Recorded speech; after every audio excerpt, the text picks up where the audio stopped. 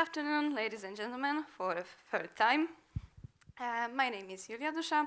I'm a second-year public management student, and today I want to tell you a bit about the Singapore education system.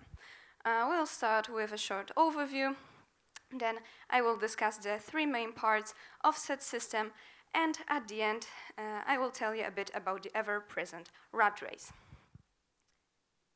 So, in Singapore, we have 12 mandatory years of school. The overall system is considered to be very complex and very ambitious, as well as highly stressful. The three main stages are primary school, secondary school, and university. But I would like to start with preschool. Why isn't preschool in the three main stages, you may ask? It is because it is not funded by the government and non-mandatory. It is often run by companies or charities that would like to give the children the best chance in their education, which is why parents often have to pay fees for their child to attend preschool, but they still do it because they know the importance of education in Singapore. After 3 years of preschool, we have the primary school, which is compulsory, and parents can pay a fine if they don't comply with it. We have 2 stages and 6 grades. The first stage is the foundation stage, in which there are no grades, no marks, no judgment. Children learn how to write, how to read, how to behave, and what they need to do to be successful, basically, in the education field. Second stage is the orientation stage, and it is where the so-called magic happens. There are exams, there are grades, children are a bit under pressure, and they learn that they need to be the best. The primary school ends with primary school leaving exam, which is very important, but I will tell you a bit about it later. After primary school, we have secondary school, which lasts for 4 or 5 years, typically from ages 12 to 17. We have 4 categories: special, express, normal academic, and normal technical. And it is where our PSLE score plays a main role, because depending on your score, you get to be in one of the 4 categories. You can choose it, you are just awarded a place.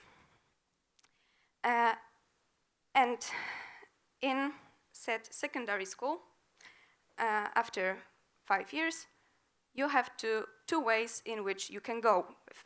You can continue with post-secondary education, in which you earn more vocational skills, often in a technical institute or a polytechnic, which can help you to basically get a good job. Or you can get pre-university education, but only if you again score well on Singapore-Cambridge General Certificate of Education on Ordinary Level. Places there are awarded on merit, and you get 2 or 3 years of specially tailored course, depending on what you want to do at university. After telling you so much about university, here it is. It is non-mandatory, as you can see, but what is, I think, interesting is that we have 2 stages only for registration. Fun fact, I had a friend who was a student in Singapore, and she told me a bit about how it looks like. So, the 2 stages, acceptance and registration stage. In the acceptance stage, you obviously get to choose to which university you want to go, but it's not so easy. They need to run a background check to basically see if you are good enough to attend their university. Often it even means that they need to choose your they need to see if you have any criminal record.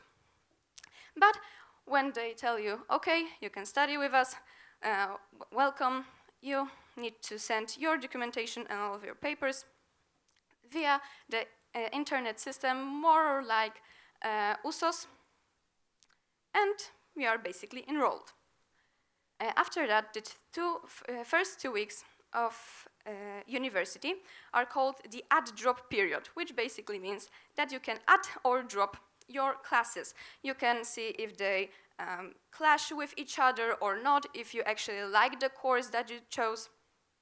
If not, you can try and change it. Which is very nice of the universities, in my opinion, is that lectures are all recorded and later published for students to help them learn easier.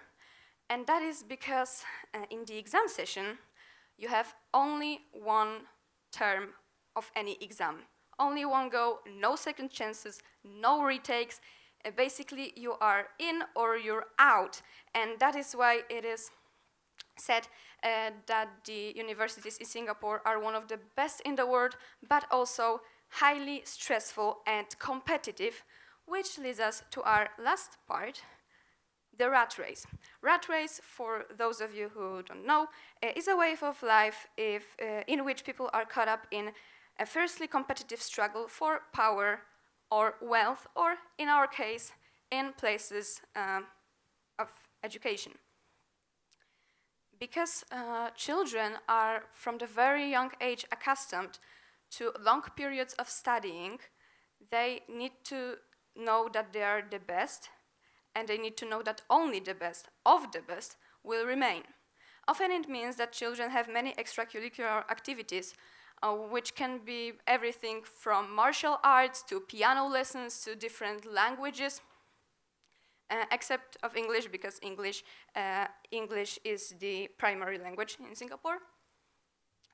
And often it is influenced by their parents' ambition, and often I think because they care about their children and they know that if they don't do well in every education stage, they just won't do well in life, which can be quite sad. But as I said before, places are awarded on merit in many institutions. That's why the students, children, basically anyone in Singapore knows that they need to work hard and they need to prove their worth for them to be considered a good employee. If not, it is very hard for basically anyone in Singapore to have a successful and wealthy life. And ladies and gentlemen, this is all from me. Thank you very much. And if you have any questions, I would like to hear them now.